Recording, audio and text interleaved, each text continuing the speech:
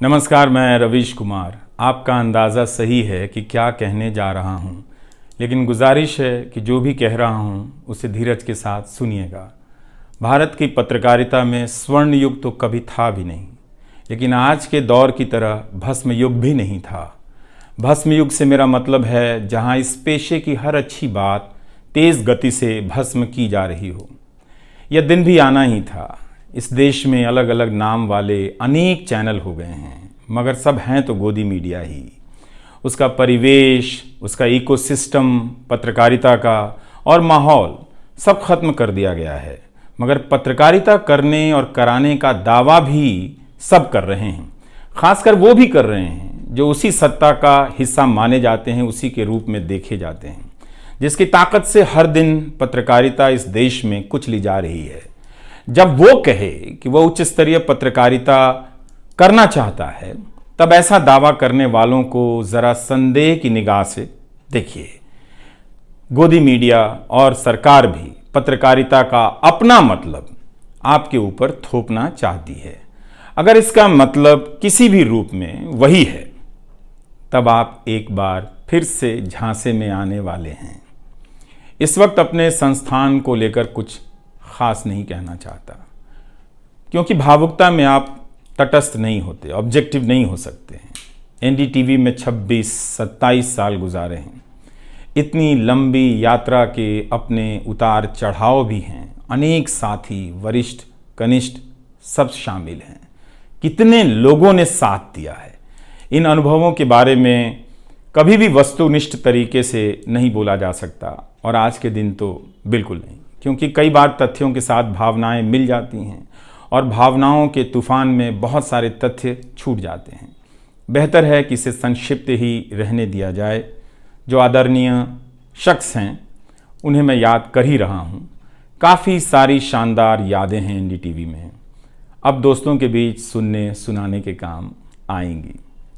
आज के दिन किसी एक व्यक्ति का नाम लेना मुश्किल हो रहा है, तब जब आपके पेशेवर जीवन में अनेक लोगों का हाथ हो। कैसे एक का नाम ले सकते हैं? मैं जानता हूं कि पूर्व सहयोगी, मौजूदा सहयोगी सब मुझ में अपना हिस्सा देखते हैं, और वो सही भी है। मुझे सभी से कुछ ना कुछ मिला है। मैं सबका ही आभारी हूं। इसलिए एक का जिक्र कर बाकी को छोड़कर आप न्याय नहीं कर सकते, खासकर ऐसे दिन। वैसे भी इस वक्त तो हर चेहरा ही अच्छा नजर आ रहा है, क्योंकि सबने मेरे अनुभवों को, मेरे जीवन को समृद्ध किया है। बेटी विदा होती है तो वो दूर तक पीछे मुड़कर मायके को देखती रहती है। मैं इसी स्थिति में हूँ। अभी मुड़कर देख लेने दीजिए, फिर कभी विस्तार से एनडीटीवी की बात करूँगा, लोगों के बारे में और एनडीटीवी के बारे में, डॉक्टर रॉय, राधिका रॉय के बारे में भी। मैं कई लोगों की प्रतिक्रियाएं पढ़ रहा था। बहुत सी बातें तो मुझे आज ही पता चली। हैरानी हुई कि हर किसी के पास एनडीटीवी का एक अलग ही किस्सा है। वाकई उन 27 वर्षों के बारे में ठहर कर और संभल कर बात करने की ज़रूरत है। एनडीटीवी ने एक चीज़ सिखाई कि टीवी में और टीवी का एक ही मतलब होता है, टीम। एंकरों के स्टार बनाए जाने के बाद यह धारणा टूट गई, मगर आज भी टीवी के बुनियाद में यही है कि जितनी अच्छी टीम होगी उतना अच्छा काम होगा। अभी इस बात को यहीं रहने देता हूँ, कभी किसी और वक्त के लिए, तब जब आप भावुक ना हों, तब जब मैं भावुक ना हूँ कि एनडीटीवी छूट रहा है।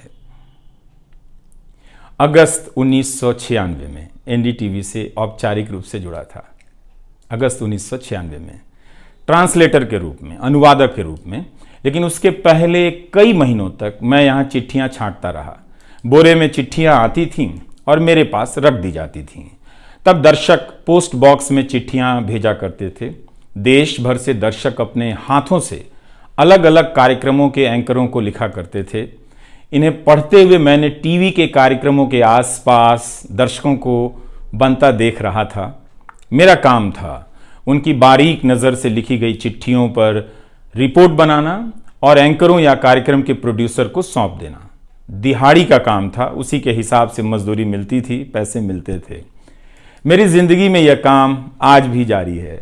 आज भी आप मुझे सैकड़ों की संख्या में मैसेज लिखते हैं, हाथ से लिखी चिट्ठियां भी आती हैं, बहुत अच्छी लिखावट में। मैं ज़्यादातर मैसेज पढ़ता भी हूँ और सभी के नहीं तो बहुतों के जवाब देने की कोशिश करता हूँ।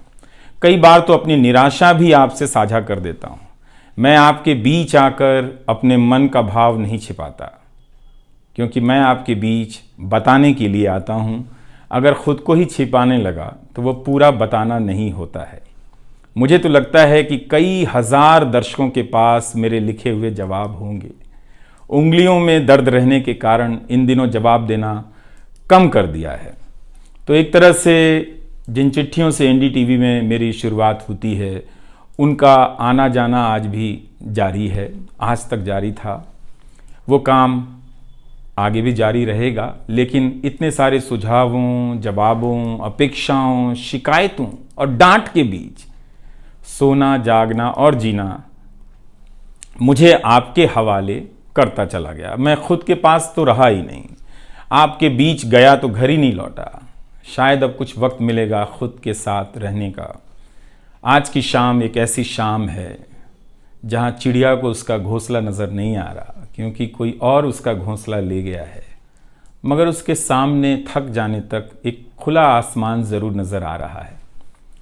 तो खैर, उसके बाद अनुवादक बना और कई पत्रकारों की रिपोर्ट का अंग्रेजी से हिंदी में अनुवाद करता रहा। इसके बाद मैं रिपोर्टर बन गया और फिर मेरी दैनिक रिपोर्ट की अलग यात्रा शुरू होती है। रवीश की रिपोर्ट से काफ़ी कुछ सीखने को मिला। तो इस तरह से ये एनडीटीवी में ही संभव हुआ कि एक चिट्ठी छांटने वाला इसके एक चैनल का ग्रुप एडिटर समूह संपादक बनता है और आज उसे छोड़ रहा है, इस्तीफा दे रहा है। बहुत बड़ी बड़ी शक्तियाँ पीछे खड़ी हैं इस एक पत्रकार के पीछे।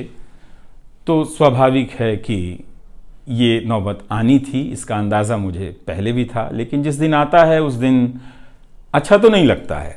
लेकिन मैं आपसे यह भी कहना चाहता हूँ कि जब भी मेरे बारे में मूल्यांकन करें, इस बात की सहानुभूति मुझसे ना रखें कि मैं चिट्ठी छांटता था। मैं उनकी तरह नहीं हूँ कि अचानक चाय बेचने की बात करने लग गया। उतर रहा हूँ जहाज से, बात कर रहा हूँ चाय बेचने की।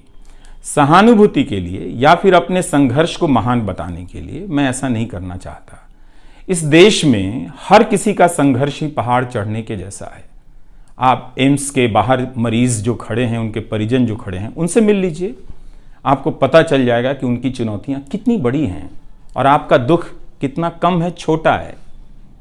लेकिन आज के दिन मैं आप सभी के बीच दर्शकों की बात करना चाहता हूं।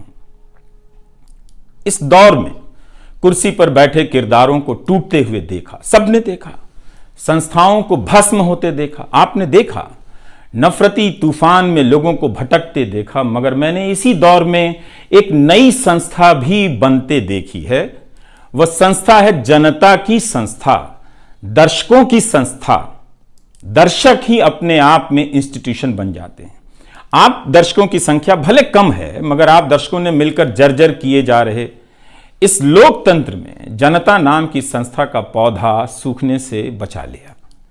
एनडीटीवी में मुझे जब भी अवसर मिला मैंने जान लगा दी। मैंने कभी उन अवसरों को अपने लिए नहीं देखा, बल्कि यही सोचा कि ये अवसर मुझे आप दर्शकों के लिए मिला है, इसलिए उन सभी अवसरों को आप दर्शकों की कहानियों से भरता चला गया और मैं आप दर्शकों का होता चला गया। आपका दावा मुझ पर बहुत बड़ा है, मैं जानता हूं। आप मुझ पर बहुत दावा रखते हैं। मेरे आसपास आप दर्शकों की वजह से एक न्यूज़ रूम बन गया था, पब्लिक न्यूज़ रूम, जो दफ्तर के भीतर नहीं, आपके घरों में था, आपके दिमाग में था। दुनिया भर में फैले कितने दर्शकों ने आगे आकर मेरी मदद की है। आपने कभी मुझसे पैसे भी नहीं मांगे, कभी एहसान तक नहीं जताया। विदेशों में मेरे लिए वीडियो रिकॉर्ड किया, रिसर्च किया। मेरा हर कार्यक्रम किसी न किसी दर्शक के सहयोग का उदाहरण है। आप दर्शकों ने मेरी जानकारियों को दुरुस्त किया है, गलती की है तो डांटा भी है और काफ़ी कुछ उसमें जोड़ भी दिया है। कई सारे एक्सपर्ट, कई सारे छात्र, कई सारे प्रवासी भारतीय, स्थानीय भारतीय दर्शक बनने के साथ साथ मेरा साथ दे रहे थे और पत्रकार भी बन रहे थे और इस पेशे के एक छोटे से द्वीप को बचा रहे थे। इस प्रक्रिया को बिखरते देखना, दर्शकों के बनने की प्रक्रिया को बिखरते देखना और फिर से बनते देखना बहुत सुखद अनुभव रहा। आप दर्शकों में से कईयों ने मेरे लिए अलग अलग भाषाओं से अनुवाद तक कर दिया। संसाधनों की हमेशा मेरे पास कमी रही, मगर आप सभी ने मिलकर पूरी कर दी, सिर्फ इसलिए कि प्राइम टाइम में जो भी जाए ठीक से जाए। वो मेरा नहीं, आपका प्राइम टाइम था। कभी खराब शो कर दिया तो आपने अपनी निराशा बताने में कोई संकोच नहीं की। आप वाकई लाजवाब हैं। दर्शक ही मेरे नियमित संपादक हैं, निरंतर संपादक हैं आप दर्शक मेरे। मैं अक्सर कहता हूं कि एक पेड़ में कई बारिशों का पानी होता है। आपके जैसे दर्शकों के होने में ही किसी रवीश कुमार का होना है। आप हर मौसम में बरसात बनकर आ जाते हैं, सूखते पेड़ों को हरा करने आ जाते हैं। आज आपकी बदौलत यूट्यूब पर, ट्विटर पर कितने ही पत्रकार खड़े हो गए। आप उन सभी के पीछे खड़े हैं। आज कई वेबसाइट हैं जिन्हें आप सब्सक्रिप्शन के बहाने आर्थिक मदद देते हैं। जब लोकतंत्र में एक भी संस्था नजर नहीं आ रही थी, अदालतें कमजोर नजर आ रही थी, आ रही हैं, आप दर्शक नजर आ रहे थे। आज के दौर में आप ही पत्रकारिता के सबसे बड़े संस्थान हैं। पत्रकारिता अब संस्थानों में नहीं बची है, आप जैसे दर्शकों के बीच बची हुई है, जिनकी मदद से आज पत्रकार सवाल पूछ रहे हैं। यही आपका इस वक्त में सबसे बड़ा योगदान है। हो सकता है कि कोई जनता की आवाज को पूरी तरह कुचल दे, उसकी आवाज पर धार्मिक नफरतों की आंधी धूल को भर दे, ढक दे, लोकतंत्र को मिटा दे, मगर आप दर्शकों का होना हौसला देता है कि लोकतंत्र भले खत्म हो जाए, मगर उसकी चाहत कभी खत्म नहीं होगी, क्योंकि आप जैसे दर्शक अपनी जवाबदेही को, जिम्मेदारियों को बहुत खूब समझते हैं। इस मुश्किल वक्त में आपने एक पत्रकार पर भरोसा किया, उसे कितना प्यार दिया। कई बुजुर्ग माओं ने मेरे बाल सहला दिए, गाल छू लिए, तो किसी ने मेरे गमले में गुलाब के फूल लगा दिए, किसी ने चने का सत्तू भेज दिया कि मेरी सेहत ना खराब हो, किसी ने शहद भेज दी, किसी ने धूप में खड़े देखा तो सर पर गमछा तान दिया और छाता खोल दिया, किसी ने जेब में कलम रख दी, महंगी कलम। आज के दिन मैं एनडीटीवी से ज़्यादा आप दर्शकों को याद करना चाहता हूँ। आपके बिना मैं कुछ नहीं कर पाता। मुझे आप दर्शकों पर नाज है। कई बार लगता है कि मैं संस्था का कम, आप दर्शकों का प्रतिनिधि ज़्यादा हूँ। मुझे काम करने की आज़ादी मिली संस्था में, निर्बाध आज़ादी, और उस आज़ादी को मैंने हमेशा संभाल कर रखा, क्योंकि आपकी तेज नज़र मुझ पर थी। खुद को काफी संभाला कि कुछ गलती ना आ जाए, कुछ मुझसे चूक ना हो और मुझ में अहंकार ना आ जाए और बदले में आजादी चली जाए। मेरे आगे दुनिया बदलती रही, मगर टेस्ट मैच के खिलाड़ी की तरह पिच पर टिका रहा। पर अब किसी ने मैच ही खत्म कर दिया है, उसे T20 में बदल दिया है। जनता को चवन्नी समझने वाले जगत सेठ हर देश में हैं, इस देश में भी हैं। अगर वो दावा करें कि आप तक सही सूचनाएं पहुंचाना चाहते हैं, तो इसका मतलब है कि डॉलर अपनी जेब में रखकर आपकी जेब में चवन्नी डालना चाहते हैं। पत्रकार एक खबर लिख दे तो जगत सेठ मुकदमा कर देते हैं और फिर सत्संग में आकर प्रवचन भी देते हैं कि वे पत्रकारिता का भला चाहते हैं। आप दर्शक इतना तो अपना भला समझते होंगे, इसलिए आज मैं अपने संस्थान से ज्यादा आप दर्शकों को याद करना चाहता हूं। मुझे हमेशा लगता था कि हिंदी का पत्रकार छत क्यों नहीं छू पाता है। ऐसा क्यों है? हिंदी पत्रकारिता के कई श्रेष्ठ संपादकों, पत्रकारों के कार्यों पर निगाह रहती थी, उनकी गहराई हैरान करती थी। फिर भी लगता था कि उनकी बात जमाने तक ठीक से नहीं पहुंची, पेशे के भीतर उन्हें उनकी जगह नहीं दी गई। पत्रकारिता का मतलब अंग्रेजी का पत्रकार होना हो गया।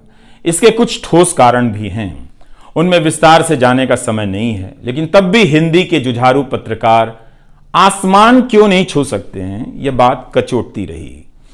इन सब बातों ने मेरे व्यवहार में काफी बदलाव कर दिए। भाषा को संयमित किया, मर्यादित किया, ताकि हिंदी का प्रभाव कम ना हो। बहुत सजगता से अपना काम इस तरह से किया कि लोगों को, देश के किसी भी हिस्से के लोगों को मेरी हिंदी से प्यार हो जाए। मेरी मातृभाषा हिंदी नहीं है, भोजपुरी है। भोजपुरी गांव है मेरे लिए। हिंदी मेरे लिए भाषा का वो शहर है, पहला शहर, जहां मैं गांव से शहर आया था, लेकिन मुझे भारत के हर राज्य के दर्शकों से प्यार मिला है। हिंदी प्रदेशों की कुंठित राजनीति ने हिंदी को हथियार बना दिया। इससे हुआ कुछ नहीं, हिंदी को लेकर कुंठाएं ही बढ़ती चली गईं, किसी का भला नहीं हुआ।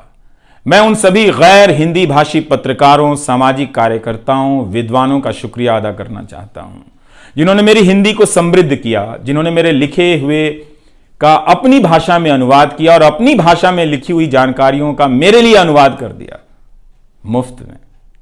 कई बार लगता था कि अलग अलग डिब्बे जुड़ते जा रहे हैं और रेल बनती जा रही है।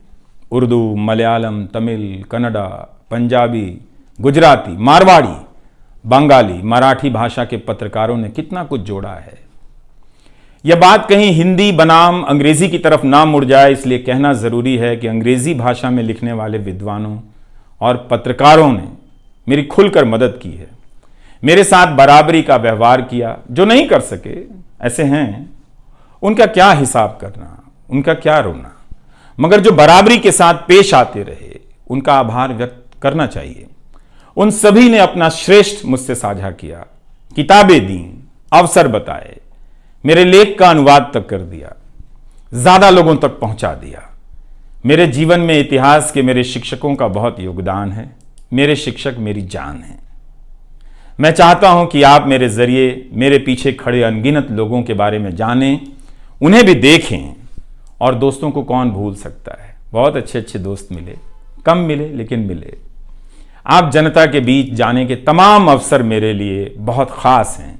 तमाम आंदोलनों को कवर करने गया, आपके बीच जाते ही जो चीज खास नजर आती थी वो है एक पत्रकार के प्रति आपका विश्वास, आपकी समझ। आप लोगों से मैं घिर जाता था।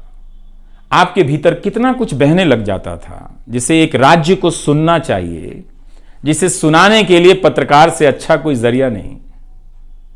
मुझे आपके बीच आकर हमेशा लगा कि आप सरकार को कैसे देखते हैं, और मैं उस नजर से सरकार को देखने लगा। इसी का भरोसा है कि आपकी सक्रियता में ही भारत का लोकतंत्र धड़कता है। शाहीन बाग और किसान आंदोलन की जिद में मुझे सूरज की रोशनी दिखाई देती है। आपको जनता बनते हुए देखा है। मेरा विश्वास गहरा होता चला है कि तंत्र भले खत्म हो जाए, लेकिन जनता के बीच जन बचा हुआ है। एक दिन यही जन आज से बेहतर तंत्र बना लेगा।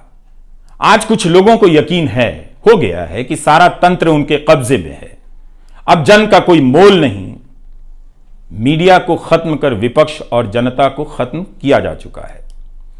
ऐसा सही भी है, मगर यही शाश्वत नहीं है।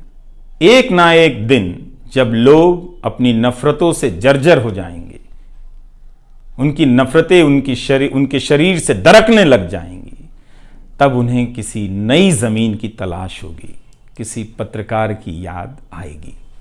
नफरत की गुलामी से बाहर आने का रास्ता आप ही बनाएंगे, आपको ही बनाना है।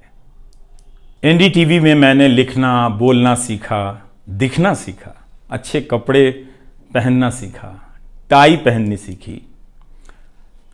बस केवल डांस नहीं आया, क्योंकि काम से वक्त ही नहीं मिला। आप सीख लीजिएगा।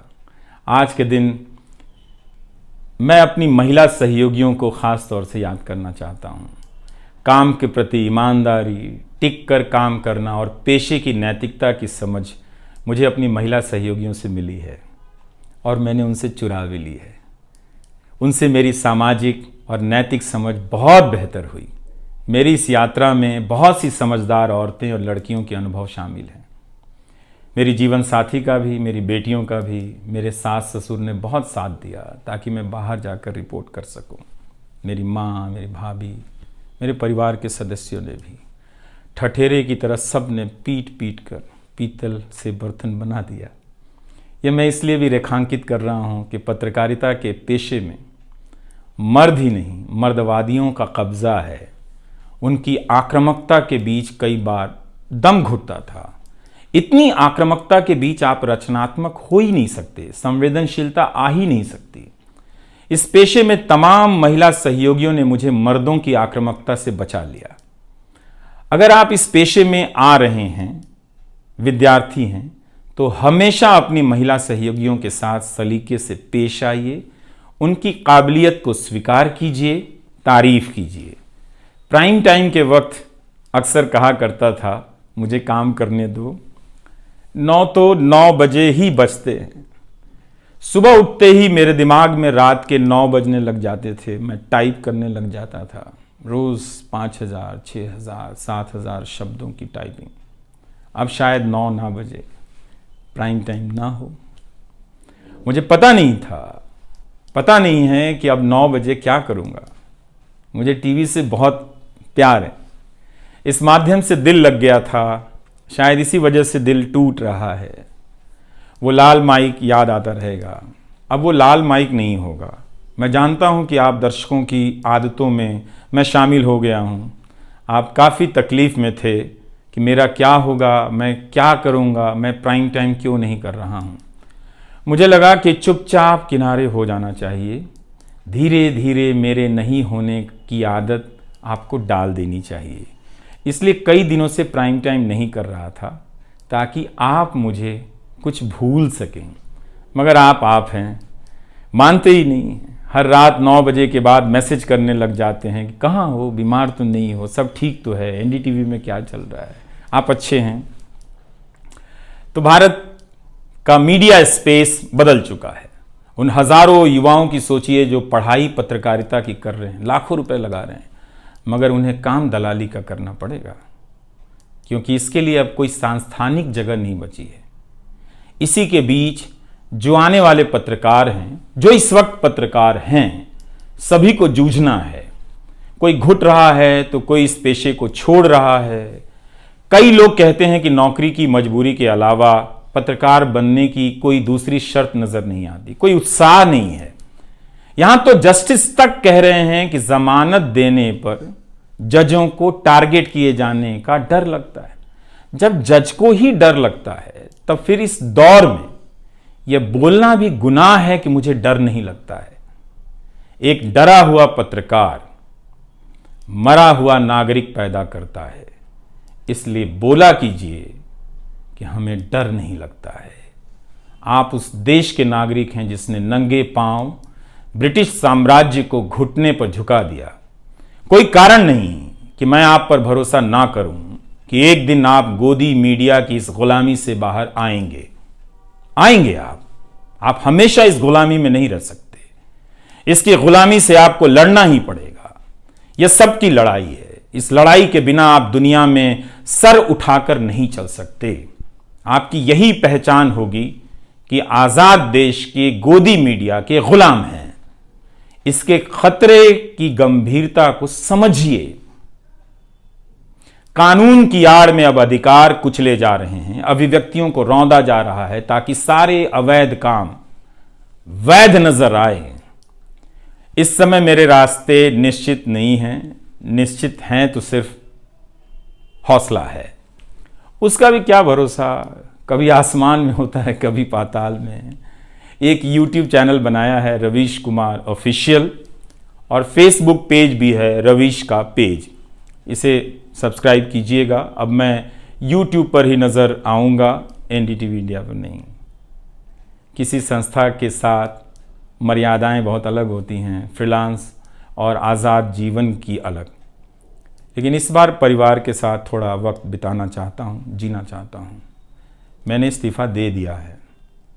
नमस्कार, मैं रवीश कुमार अब आपको उस चैनल पर सुनाई नहीं देगा। नमस्कार, मैं रवीश कुमार।